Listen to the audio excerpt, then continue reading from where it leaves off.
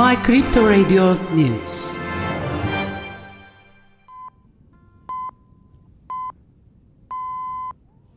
European Union Central Bank Vice President Luis de Guindos warned the finance minister of the member countries of the Union about banking crisis. In his meeting with the finance minister, Guindos stated that some banks may start to adversely affected by high interest rates.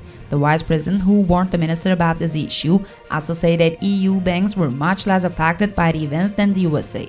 After Guindos warned the minister in Brussels, the EU added a new one to recent interest rate hikes. The institution increased by 50 basis points, thus the institution has increased interest rates for the sixth time in a row.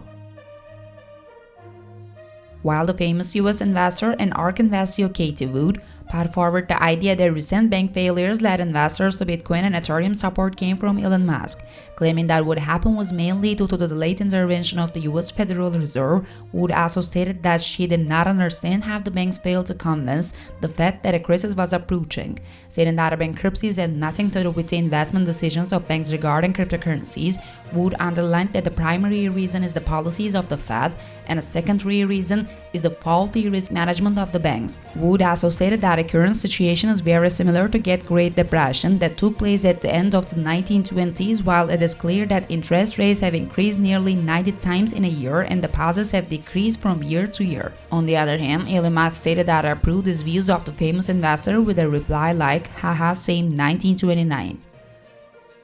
The bankruptcy administration of the FTX exchange announced that $2.2 billion was paid to former CEO Sam Bankman-Fried, who is currently under house arrest, through companies affiliated with the exchange. It was stated that a total amount paid to other executives together with the Fried was $3.2 billion, and the payments were mostly made under the name of credit. While it was not that significant portion of these payments to FTX executives were made through Alameda Research, it was informed that the details were also presented to the bankruptcy court in the form of tables and charts. It was reported that Fried's luxury real estate expenditures, $240 million, which emerged after the bankruptcy of FTX, were not included in these payments. Bankman-Fried had also bought his parents, who were law professors, a luxurious house in the Bahamas. It was stated that these payments made to Fried do not include real estate expenditures, as well as political and charitable donations. The lawyers of the Fried have not yet made a statement on the subject. It was announced that the last day of bids for Silicon Valley and Signature, the two banks that were closed and seized in the USA, Las Vegas, tomorrow. The US Federal Deposit Insurance Fund said in an announcement that it gave until tomorrow to banks that want to buy the two companies. The institution, which also offers a crypto requirement to companies that want to buy Signature Bank, stated that it wants other banks or companies that want to buy the bank to give up crypto-related businesses completely. Neither the FDIC nor the two banks have made a statement regarding the detailed report by Reuters so far.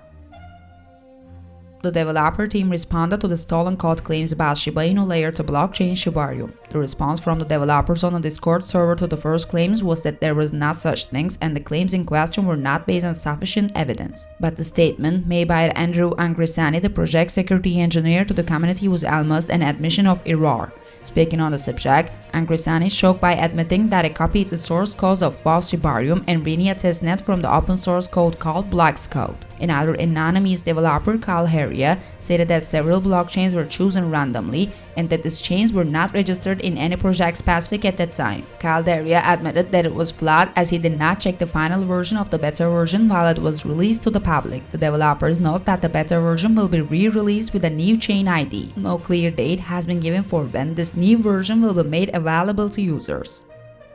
Prepared by my Crypto Radio News Center, we have transferred the news. Happy day, everyone.